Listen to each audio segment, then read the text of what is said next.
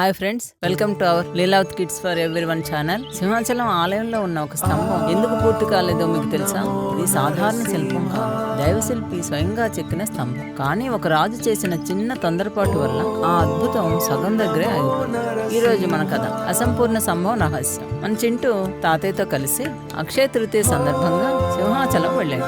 సింహాచలం దైవ దర్శనం అయిన తర్వాత నిజరూప దర్శనం చేసుకుని ఆలయం అంతా చూస్తూ ఒక స్తంభం దగ్గర ఆశ్చర్యపోయి నిలబడిపోయాడు. తన తాతయ్యను ఇలా అడిగాడు, తాతయ్య, ఈ స్తంభం ఎందుకు పూర్తిగా చెక్కబడలేదు? చింటూ, హిరణ్యకశిపుడు మరణం తర్వాత ప్రహ్లాదుని కోరిక మేరకు స్వామి వరాహ నృసింహస్వామిగా వెలసి పూజలు అందుకుంటున్నారు. తర్వాత వాతావరణ పరిస్థితుల ప్రభావం వలన భూమిలోకి అవ్యక్తమైన స్వామి తర్వాత పురూరవ చక్రవర్తి కాలంలో స్వామి వ్యక్తమయ్యారు. ఈ కథ మనం అక్షయ తృతీయ సందర్భంగా డీటెయిల్ గా చెప్పుకున్నాం కదా. ఆ పురూరవ చక్రవర్తి స్వామివారి ఆజ్ఞతో ఒక మహా సంకల్పం చేశాడు. ఈ దివ్యమూర్తికి 3 లోకాల్లో లేని ఒక అద్భుతమైన ఆలయం నిర్మించాలి అని. దేశంలో ఉన్న గొప్ప గొప్ప శిల్పులను రప్పించాడు. కానీ ఆ నల్లరాయి చాలా గట్టిగా ఉంది. ఎంత ప్రయత్నించినా చెక్కలేకపోయారు. మహారాజా, ఇది మానవ శక్తికి అందదు. మహారాజ్ చాలా విచారించి చేతులు జోడించి ప్రార్థించాడు. స్వామి, దారి చూపండి.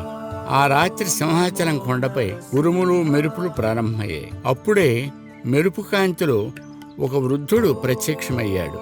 తెల్లని గడ్డం, చేతిలో మెరిసే ఉలి, కళ్ళలో దివ్య కాంతి. చింటూ, అతను దేవశిల్పి విశ్వకర్మ. రాజా, సూర్యోదయం వరకు ఎవరూ లోపలికి రాకూడదు. సరే, అలాగే కానివ్వండి. రాత్రంతా టక్ టక్ టక్ సౌండ్. ప్రతి దెబ్బకు ఒక స్తంభం అద్భుతంగా తయారవుతూ ఉంది. సూర్యోదయం దగ్గర పడుతుండగా పురూరవుడికి ఆతృత పెరిగింది.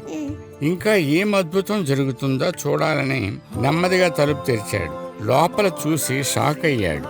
96 స్తంభాలు, జీవంతో నిండిన శిల్పకళ, దశావతారాలు, స్వామివారి లీలలు, మహాశిల్పాలు, లతలు చెక్కబడిన 95 స్తంభాలు.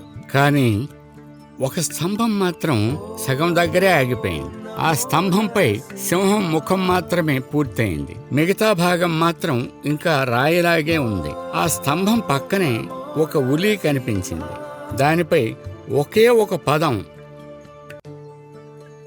పురూరవ చక్రవర్తి వెంటనే మోకాళ్లపై పడిపోయాడు. దేవశిల్పి స్వయంగా వచ్చి ఆలయం నిర్మించాడు. సహనం అంటే పేషెన్స్ లేకపోతే దైవ అద్భుతం, దైవ నిర్ణయం అద్భుతం కూడా అసంపూర్ణంగా మిగిలిపోతుంది. అప్పటి నుంచి ఆ స్తంభం ఒక రహస్యంగా నిలిచిపోయింది. చాలా బాగున్నాయి విశేషాలు.